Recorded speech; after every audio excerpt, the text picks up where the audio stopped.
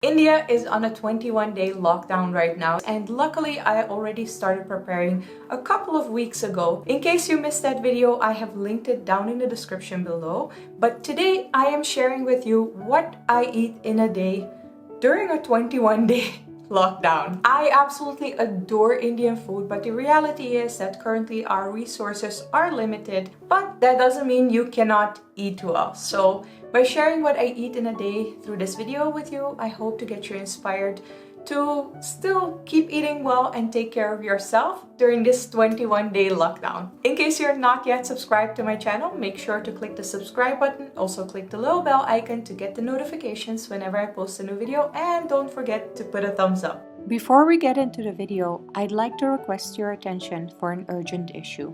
Due to the lockdown, the most vulnerable group in India, the migrant workers, have been hit hard. If you'd like to help, Mrs. Mishra from Co-Win Action Network explains how you can contribute. COVID-19 is impacting and reshaping daily life for everyone. Lockdown, physical distancing, the closure of schools and workplaces are particularly challenging us. Lost in the ongoing media frenzy, the vulnerable populations, our migrant and internally displaced population, have been missing from the coronavirus focus, even though they bear the brunt of the situation. While most of the privileged society wants to help them, the fear of the disease, its contagious nature, and the lockdown hamper them. But the youth volunteers of Connecting Dreams Foundation thought differently and took action. Using a simplistic technology-based model, they set up the Co-Win Action Network in the two cities of Delhi and Mumbai.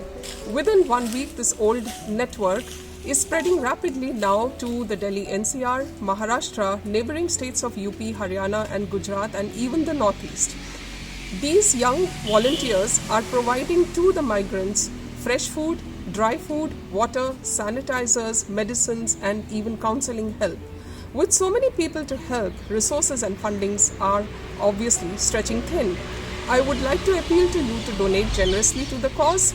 Each donation will receive a tax exemption receipt, and if you wish, we will send you pictures of how your donation has made a difference in the life of these particularly displaced population. To donate and for more information, click the link in the description.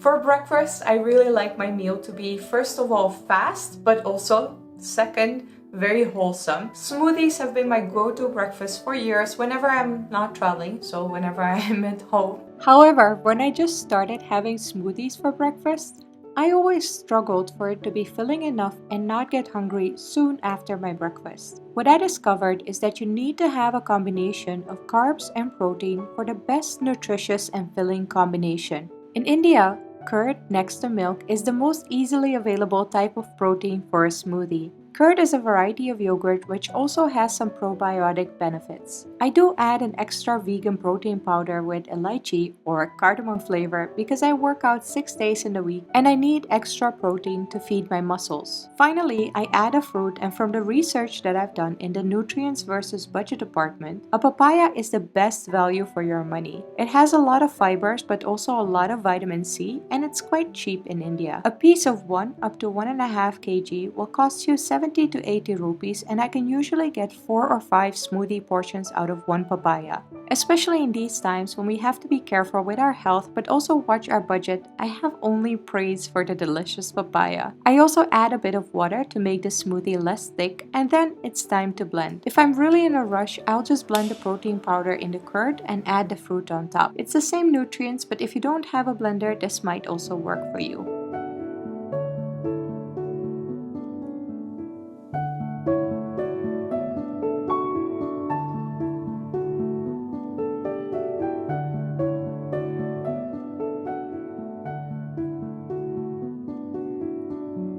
In case you don't know, I grew up in the Netherlands for the largest part of my life, and a very typical Dutch lunch is a boterham or a sandwich. Some people might have a salad, but most of the people will have a sandwich for lunch. However, I spent my childhood in former Yugoslavia, where it was a lot more common to have a fresh, warm, home-cooked meal for lunch. India is a lot more similar to former Yugoslavia, and I love that. So whenever I get the opportunity, and right now we have quite a lot of time on our hands, I will definitely make a home-cooked lunch for myself. Paneer is one of my absolute favorite foods in the world, and paneer bhurji is a very fast and easy preparation of it. However, paneer is quite heavy, which makes it difficult for me to stay awake after lunch, and it's not really the healthiest product to have every single day. Therefore, I usually replace paneer with tofu when I have to work after lunch and treat paneer like the delicacy that it is. Originally, you have paneer bhurji with rotis or chapatis, but because my stomach usually gets upset from too much bread,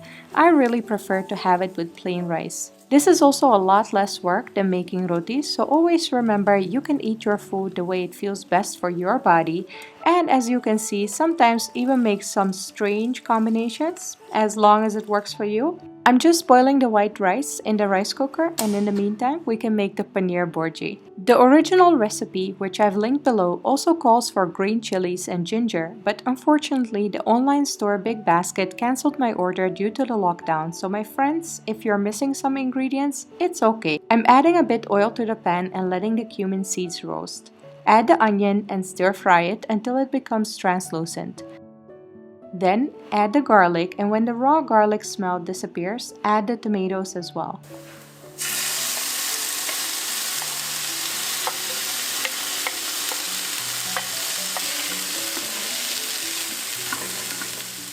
Add salt to make the tomatoes cook faster and become soft.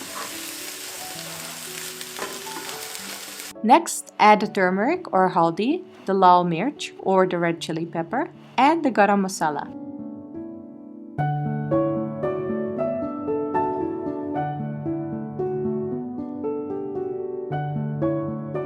Mix in the spices well and crumble the tofu in the masala. Stir and mix for a bit where you can see the tofu absorbing all the different flavors. This is such a wholesome and filling lunch, which is so packed with flavor, really fast to make, and won't make you feel sluggish if you still want to get some things done after lunch.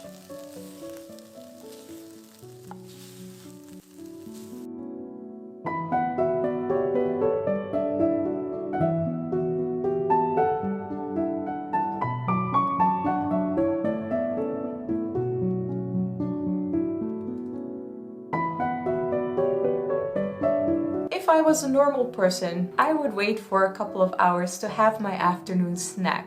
But I really like having tea after lunch, and of course that has to be accompanied with something sweet.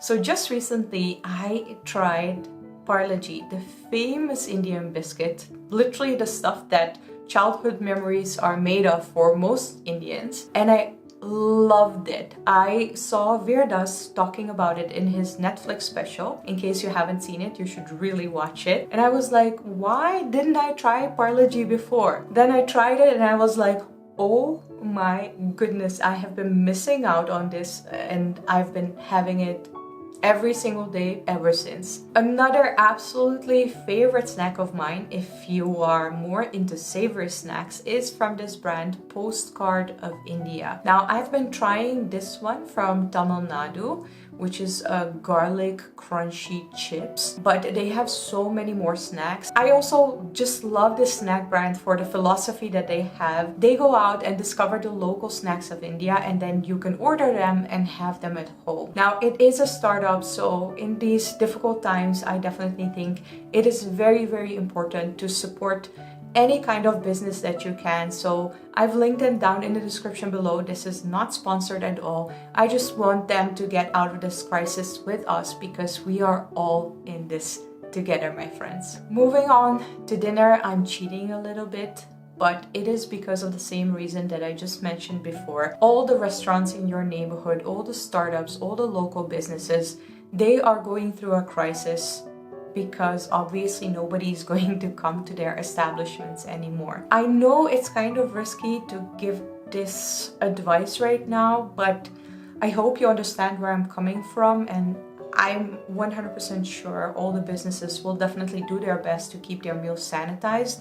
But please, my friends, don't completely stop ordering out food or ordering from startups that are allowed to deliver, because every little bit of us helps to get them through this crisis with us. Also, I wanted to share this option with you because We still don't know how bad this is going to get, and you might at one point get into a situation where you're not able to go out and get some groceries, or the grocery store might not have what you need. This is where Masala Box is absolutely brilliant. This is not sponsored, none of the brands that I mentioned in this video are. I've had a Masala Box subscription now for over a month, so even before this lockdown started. I started it because I was ordering food out a lot and I was really missing wholesome home-cooked food. Masala Box is an app where you can get a subscription for home-cooked meals. They also have lunch options, but I just have the dinner subscription. You can choose between many varieties, North Indian or South Indian food, dessert or no dessert, and many other options. But the most important thing is that all the meals are home cooked. My subscription is for the most basic South Indian rice meal. Again, like I said, my body doesn't really like breads, hence I prefer the rice. And also I think South Indian food is usually a little bit lighter than North Indian food. But if I change my mind next month, it is very easy for me to change my subscription to North Indian food. I also don't have dessert every single day, so I order without dessert, because if the dessert is in front of me, I will 100% have it. And if that temptation is not there, it is easier for me to stay a little bit more healthy. My roommate actually does have the North Indian roti subscription with the desserts, so obviously sometimes I will have a little bit of that dessert. I can 100% vouch that the gulab jamun is to die for. It's a really, really good dessert. I also have to say that the portion size is quite big, so for me it is super filling. Just recently I started to just scoop out whatever the food that I thought I could eat, and then if I'm hungry for more, I can always add some extra food. If I have some of the meal left, I will have it next day with my lunch, because these are very precious times when it comes down to food, and in general I'm also very, very much against food wastage, so I will do anything to prevent it. The subscription is extremely affordable. The longer you subscribe, obviously the rate will go down. My subscription is for a month because I know myself and I might get bored of my food after a month, so then it's easy for me to switch to different meals. I think the meal is incredible value for money. You're getting fresh home-cooked food delivered to your house every single day for a price that is usually less than the majority of the takeout meals. I only have mad respect for Masala Box for their operation during these times, and I also trust them to take care of the safety and the sanitization of their home-cooked meals. In case you have never heard of Masala Box or tried it out, please take a look at the app. I promise you it will definitely be worth your time. You also don't have to take a subscription for every single day. You can actually plan out your meals, which is very convenient, and I really, really hope Masala Box gets through these trying times with us. One more final thing, at the end of the day, I will always take a very, very important supplement for me. I've been taking this for over a year now and I haven't gotten sick since. Whenever I feel a little bit jittery, I will take an extra cap, because normally I only take 1 cap per day, but in case I'm not feeling well, I will take 2 caps, 1 in the morning and 1 in the evening. In case you're wondering what is this miracle supplement, it is Tulsi extract. I used to order it on Amazon. Unfortunately, now I saw that it is sold out, so maybe you can get it in medical stores, or maybe Amazon will consider it as an essential, because I think it is absolutely brilliant. In case you don't know what Tulsi is, most Indians will know it because it is a staple and it's considered a holy plant in Indian households. It is holy basil in English, and it is a plant which is apparently extremely good specifically for the respiratory organs. There have been many trials. Tulsi is not recommended for pregnant women and people who have a high blood pressure, but if you are in general healthy, you might definitely want to try it out, because Tulsi is also a very powerful adaptogen, which means it helps you to deal with stress better. Now, I don't know if it's a placebo effect or it actually works, but I definitely feel like I'm calmer and I sleep better whenever I take Tulsi. Also, like I mentioned before, I haven't gotten sick in the last year, whereas the year before that, when I just moved to India, I got sick 5 times that year. And that's also the reason why I started taking Tulsi, because I was so sick and tired of getting sick, you don't necessarily have to take the caps. There is also tulsi tea, and from what I read, but please feel free to do your own research, I'm not a medical professional, 1 cup of strong tulsi tea a day will have the same effect as the 500 milligram cap of tulsi extract. This is just a little extra I do for myself at the end of the day to keep myself healthy, which is especially important during these trying times. So if there's anything that we can do to take a little bit extra care of ourselves and stay healthy, I'm quite sure that will benefit other people as well who actually need the hospital beds. I hope this video was helpful. If it was, make sure to put a thumbs up. Again, if you're not yet subscribed to my channel, make sure to click the subscribe button. Also click the little bell icon. Let me know if you have any video requests down in the comments below, because right now I'm just stuck at home. Obviously, I'm not traveling, so I'm open to any suggestions that you guys might have. Thank you so much for watching. Please stay safe, please stay at home, and take care of each other. Bye!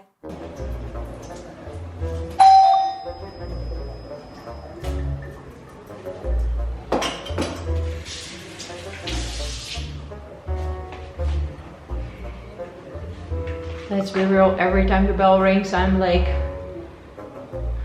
who is outside now?